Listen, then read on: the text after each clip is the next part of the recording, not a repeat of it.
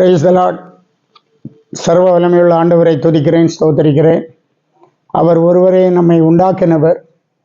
நம்மை உண்டாக்கின தேவனுக்கு முன்பாக நாம் பணிந்து குனிந்து முழந்தார்படியிட கடவோம் வாருங்கள் என்று சொல்லப்பட்டபடி இந்த அதிகாலை நேரத்தில் தேவ சமூகத்தை தெரிந்து கொள்ளவும், அவருக்காக நம்மை அர்ப்பணிக்கவும், அவரை ஆராதிக்கவும் ஆண்டவர் நமக்கு இரக்கம் பாராட்டின அன்பை நினைத்து நன்றி சொல்கிறேன். இந்த அதிகாலை நேரத்தில் நம்முடைய சிந்தனைக்காக எசேக்கியேல் 34 அதிகாரம் 19வது வசனம். என் நாடுகள் உங்கள் கால்களால் மிதிக்கப்பட்டதை மேயவும் உங்கள் கால்களால் குழப்பப்பட்டதை குடிக்கவும் வேண்டுமோ?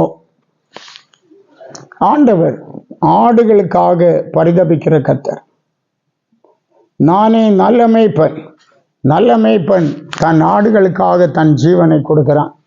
மெய்யாகவே நாம் ஆராதிக்கிற கர்த்தராய் இயேசு கிறிஸ்து நமக்காக தன்னுடைய ஜீவனை கொடுத்தவர். ஆகவே இஸ் எ குட் ஷெப்பர்ட். அவர் நல்ல மேய்ப்பராக இருக்கிறார். கர்த்தருடைய வழிகளை தெரிந்து கொள்ள வேண்டும். ஆண்டவருக்காக நாம் காணப்பட வேண்டும். கர்த்தர் நமக்கு தந்திருக்க இந்த ஆவிக்குரிய அனுபவத்தை பயத்தோடும் பக்தியோடும் நாம் காத்துக்கொள்ள வேண்டும். கர்த்தருடைய வார்த்தைகளை, கர்த்தருடைய நல்ல மேய்ச்சலை நாம் மிதிக்கக்கூடாது.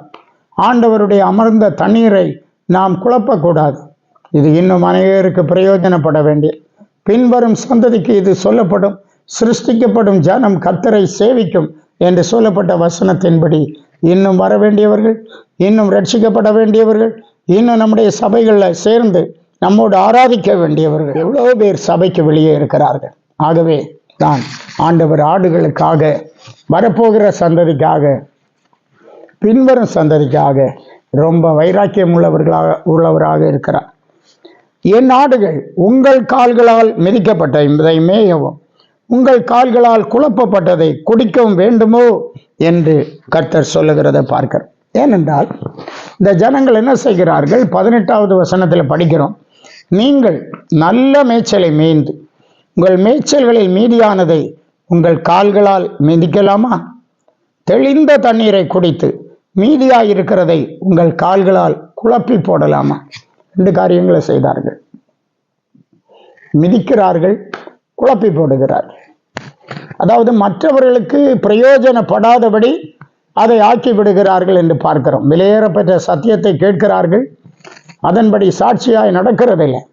இதை பார்க்கிற ஜனங்கள் இது என்னது என்று சொல்லி அந்த சத்தியத்தை குறித்து சந்தேகப்படக்கூடிய அளவில் கால்களால் மிதித்து கால்களால் குழப்பி போடுகிறார்கள். இப்படி செய்ய வேண்டுமோ என்று ஆண்டவர் கேட்கிறார். ஆகவே கர்த்தர் நியாயம் செய்கிற தேவன். 20வது வசனத்தில் சொல்லுகிறார், ஆகையால் கர்த்தராகிய ஆண்டவர் அவர்களை நோக்கி, இதோ நானே கொழுத்த ஆடுக்கும் இளைத்த ஆடுகளுக்கும் நியாயம் தீர்ப்பேன் என்று கர்த்தர் சொல்லுகிறத பார்க்கிறோம். ஆண்டவர் நியாய தீர்ப்பு செய்கிற தேவன் என்று பார்க்கிறோம். ஆடுகளுக்குள்ள பிரச்சனை, சபைகளில் ஒற்றுமை இல்லை, சபைகளில் விசுவாசிகளுக்குள்ள ஐக்கியம் இல்லை, மாறி மாறி தவறான பார்வைகள். பாருங்க, அப்படிப்பட்ட நிலைமைகள் நீங்க வேண்டும்.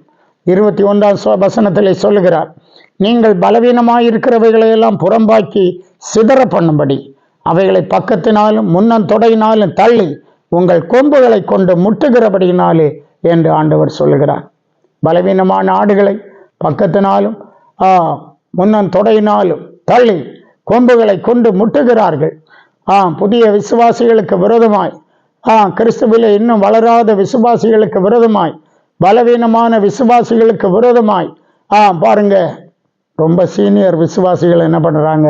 பற்பல விதமான காரியங்களை செய்து அவர்களை புறம்பாக்கி சிதற பண்ணி விடுகிறார்கள் என்று பார்க்கிறோம்.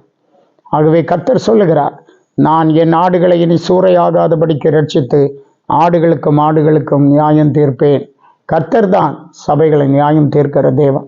ஆகவே நம்முடைய சபையில் அன்போடு வருகிறவர்களை உபசரித்து புதிய ஆத்துமாக்களுக்கு வழிகாட்டி அவர்களுடைய பலவீனமான கிரியைகளை சகித்து அவர்களை கர்த்தருக்குள்ளே வழி நடத்துவோம். அப்போது கர்த்தருடைய ஆசீர்வாதங்களை நாம் நிறைவாய் பெற்றுக்கொள்ள முடியும். அந்த அனுபவத்தை இந்த நாளில் கர்த்தர் உங்கள் ஒவ்வொருவருக்கும் நிறைவாய் தந்தருள்வாராக. ஆமென். ஜெபிப்போம். ஆடுகளுக்காக ஜீவனை கொடுத்த எங்கள் அன்பின் பரமபிதாவே, நாங்கள் துதிக்கிறோம்.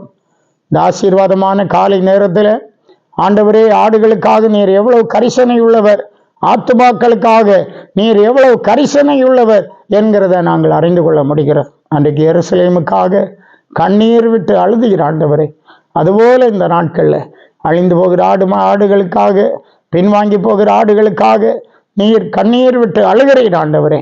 உடைய சுய இரத்தத்தினாலே சம்பாதித்தீர் ஆண்டவரே சபையை.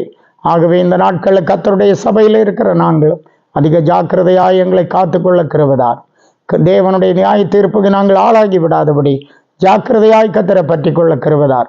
தேவ சமாதானம் நிலைத்திருக்கட்டும். ஆசீர்வதி. இயேசுவின் மூலம் கேட்கிறோம் பிதாவே.